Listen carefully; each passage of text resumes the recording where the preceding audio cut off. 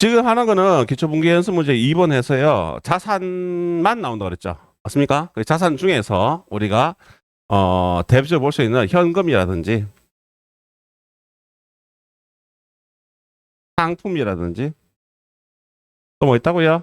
땅이 있으면 땅이 뭐라 한다? 토지. 땅 위에 집이 있으면 건물. 건물 안에 비치로 사는 물품, 비품, 밖에 차가 있어요. 차량, 운반구. 얘들은 자산 중에서 대표적으로 눈에 보이고 손으로 잡을 수 있어요. 맞죠?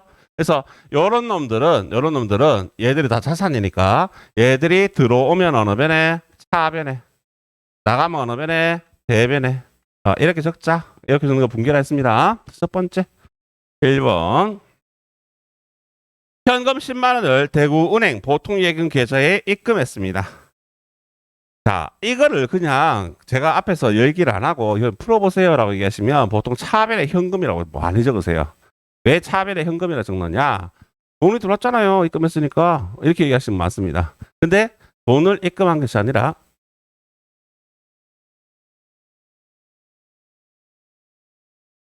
자, 돈을 입금한 것이 아니라 뭘 입금했다고요? 현금을 은행에 예금했으니까 현금이 나가겠죠. 맞습니까? 현금이 나가면 어느 변에? 대변에. 대변이었더라. 대변에 현금에서 얼마? 10만 원 이렇게 나가겠죠. 이걸 뭐 한 거라고요? 은행에 예금했어요. 차에 뭐라 한다고요? 보통 예금 하겠죠. 보통 예금. 대변에 보통 예금에서 금액 얼마? 10만 원 이렇게 예금합니다. 두 번째 갑니다. 대구은행 보통예금 계좌에서 현금 6만 원을 인출했어요. 인출했다는 얘기는 현금 자동 인출기 가서 돈을 빼왔다는 얘기죠.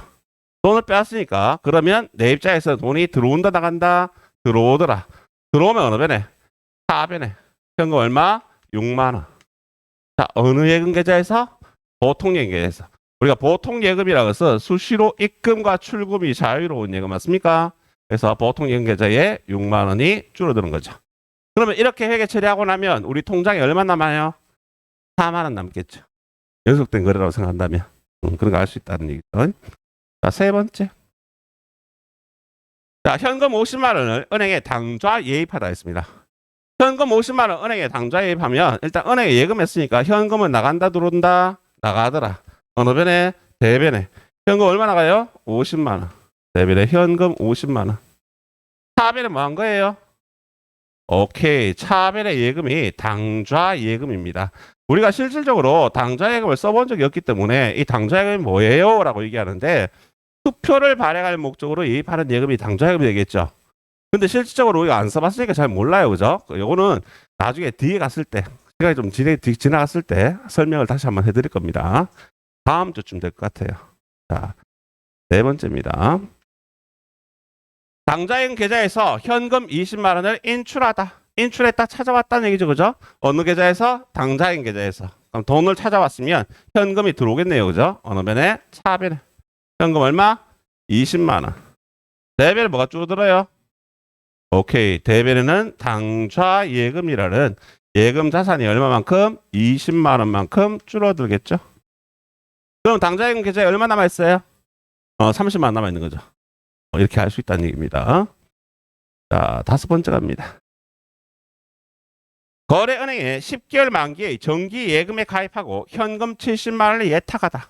예탁하다는 또 뭐예요? 예탁하다는 얘기는 은행에 돈을 맡겼다는 얘기예요. 그럼 현금은 나갈까요? 들어올까요? 나가겠죠. 나가니까 어느 변에? 대변에. 현금 얼마요? 70만 원. 자, 차변에 원래 지금 얘들이 원하는 오리지널 정답은 단기 금융 상품입니다. 그런데 전산회계 프로그램에서는 정기예금은 따로 써요. 정기예금, 정기적금은 따로 쓰거든요. 그래서 차별에 정기예금이라고 적으셔도 되고 뭐로 적어야 된다? 단기 금융 상품이라 적으셔도 되고. 되시겠죠? 무조건 요게 정답이다 이런 건 없어요. 근데 전산회계 프로그램에서 정기예금을 쓰기 때문에 이렇게 쓰셔도 무방하다는 얘기입니다. 여섯 번째 갑니다. 똑같은 것도 계속 나오네 이제. 자, 영업용 건물 1,000만 원을 구입하고 대금은 현금 지급하다 했습니다. 건물을 구입했으니까 어느 변에? 차변에. 뭐가 증가한다? 건물이라는 자산이 증가하더라. 얼마만큼? 1,000만 원만큼. 차변에 건물 1,000만 원을 구입하고 대금은 현금을 지급했으니까 어느 변에? 대변에. 뭐가 나온다고요? 현금. 그럼 얼마라고요? 1,000만 원. 이렇게 되겠죠. 7번째 갑니다. 영업용 건물 300만 원을 구입하고 잔액은 현금으로 지급하고 잔액은 보통 예금으로 지급하다 했습니다. 자, 건물을 일단 구입했으니까 차변에 뭐가 증가한다고요? 건물이라는 자산은 당연히 증가하겠다. 얼마만큼? 300만 원만큼을 구입하고 대금 중에서 반액은 반이 얼마예요? 오케이. 자, 150만 원만 뭘로 지급했다고요? 현금 줬어요. 그럼 대변에 현금이 얼마 나간다? 150만 원만 나가고요. 나머지 잔액 150만 원 뭐 했다고요? 보통 예금을 지급했다. 대변에 뭐 한다? 보통 예금. 얼마라고요? 150만 원. 우린 지금 100만 단위를 암산하면서 수하고 있습니다. 그죠? 자, 8번째. 영업용 건물 700만 원을 구입하고 대금은 당좌 수표를 발행해서 지급하다 그랬습니다. 자, 여기서 수표를 발행해서 지급하다.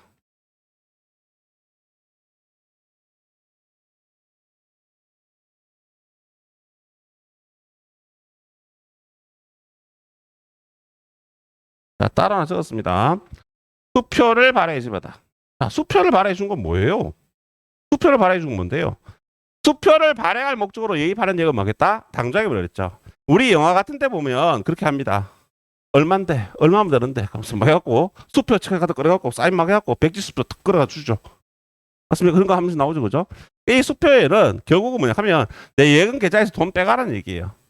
수표를 발행해주면 뭐가 줄어든다? 당좌 예금이 줄어드는 거예요. 그래서 수표를 발행해서 지급하면 어느 변에? 대변에 뭐가 온다고요? 당좌 예금이라는 자산이 줄어들더라라고 생각하시면 될 것 같아요. 되셨습니까? 자, 수표를 발행해주면 뭐가 줄어든다고요? 당좌 예금 줄어든다. 그러면 자, 8번째. 일단 건물을 구입했으니까 어느 변에? 차변에. 뭐가 증가한다고요? 건물. 얼마만큼 증가한다고요? 700만 원. 차변에 건물 700만 원만큼이 증가하고요. 대금은 수표를 발행했으니까 대금 마련하고요. 당좌 예금 되겠죠. 대변에 당좌 예금 얼마? 700만 원 되겠지.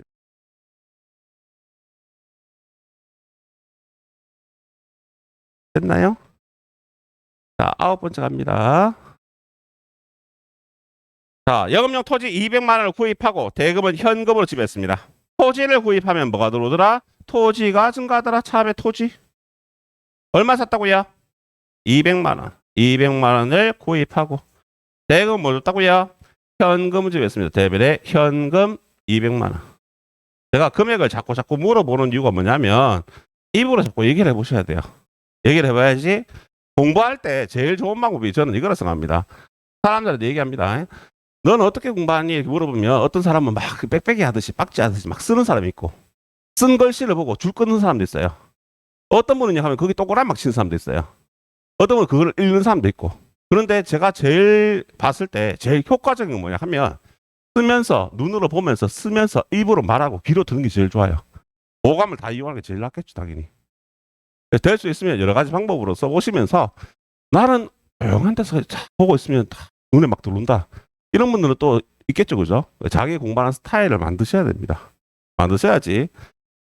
제가 감히 말씀드리고 싶은 건 뭐냐 하면 이 회계 과정을 저하고 이제 공부하시면서 시간을 11월 정도까지 보낼 건데 보내고 나면 수업 시간에 열심히 수업을 들으셔갖고 자격증 취득을 웬만하면 다 하실 건데 이렇게 하시고 나면 뒤에 다른 공부하실 때 한번 공부해 보세요. 차이 좀 납니다. 왜냐하면 회계는 집중을 하지 않으면 못 따라와요. 못 따라오는데 여기에서 따라 집중을 하시고 난 뒤에는 그 다음부터는 웬만한 시험은 치실 때 조금 시험 합격하실 가능성이 좀 많을 거예요. 커말이라든지 뭐 준비하신 분도 있을 거 아니에요, 그죠? 그런 과정, 회계 과정 끝나고 난 뒤에 한번 해보세요. 충분히 합격하시는 거는 크게 문제되지 않고 붙을 수 있을 겁니다. 자, 10번입니다. 자, 영업용 토지 400만 원 구입하고 대금은 보통 예금으로 주겠습니다. 토지를 구했으니까 어느 변에? 차변에. 뭘 한다고요? 토지. 얼마 샀어요? 400만 원. 다음에 토지 400만 원을 구입하고 대금 뭐 줬다고요? 보통 예금 계좌에서 지급했다. 우리가 보통 예금 계좌에서 지급했다는 얘기는 보통 지금 현재는 통장에 자동 이체시키겠죠, 그죠? 이체시키겠죠, 그죠? 인터넷 뱅킹 같은 걸로.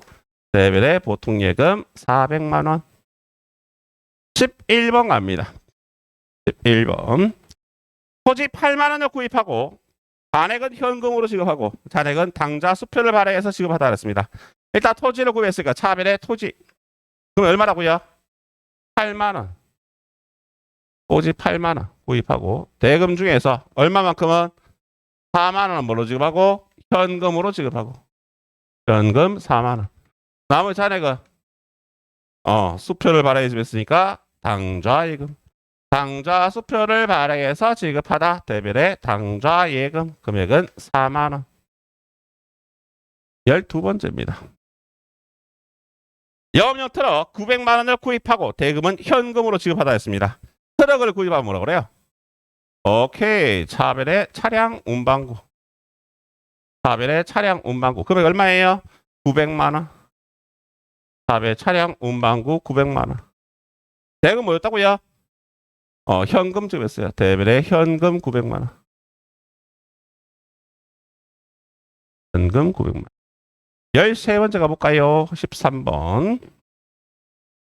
영업용 승용차 500만 원을 구입하고 대금은 당좌 수표를 발행해서 지급하다 했습니다. 차별 뭐 사왔다고요?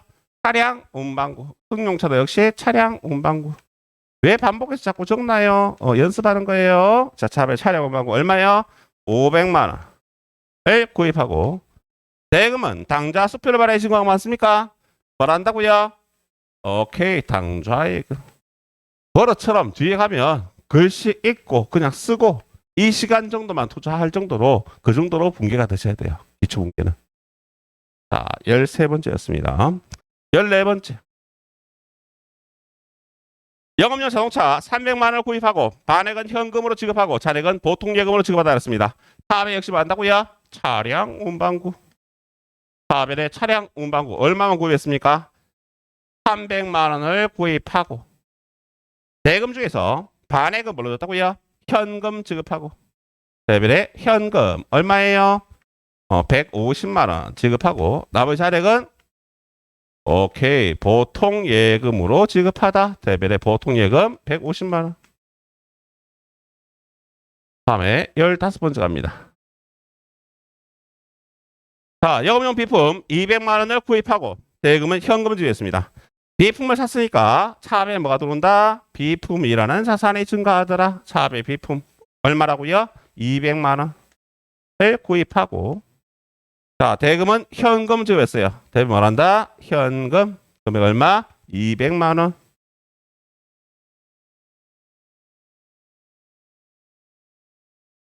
16번째입니다.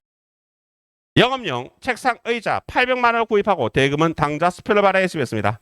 영업용으로 장사에 사용할 목적으로 책상과 의자를 사왔다. 얘들은 비치해놓고 사용할 물품이죠. 뭐 한다고요? 비품. 얼마 샀다고요? 800만 원. 차별의 비품 800만 원. 대금은 당좌 수표를 발행해 주면 뭐 한다고요? 당좌 예금 되겠죠. 대변의 당좌 예금.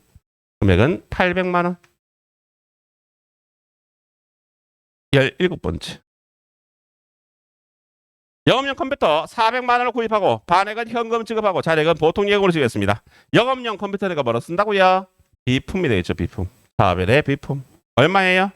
400만 원을 구입하고 대금 중에서 반액은 현금 지급하고 대변의 현금 얼마?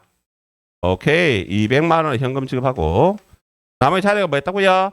보통 예금 되겠죠. 보통 예금. 대별의 보통 예금 200만 원. 오늘 확진자가 몇 명 나왔죠? 몇 명? 30명대 떨어졌죠? 27명이었어요? 이제 떨어질라나? 좀 떨어졌으면 좋겠는데 어디 가지를 못하겠어요. 배는 고픈데 다 문 닫았으니까 갈 수가 없지. 그게 너무 불편해요. 가도 눈치 보이고 어디 밖에 나서 뭐 먹는다는 자체가 일단 눈치가 보여요.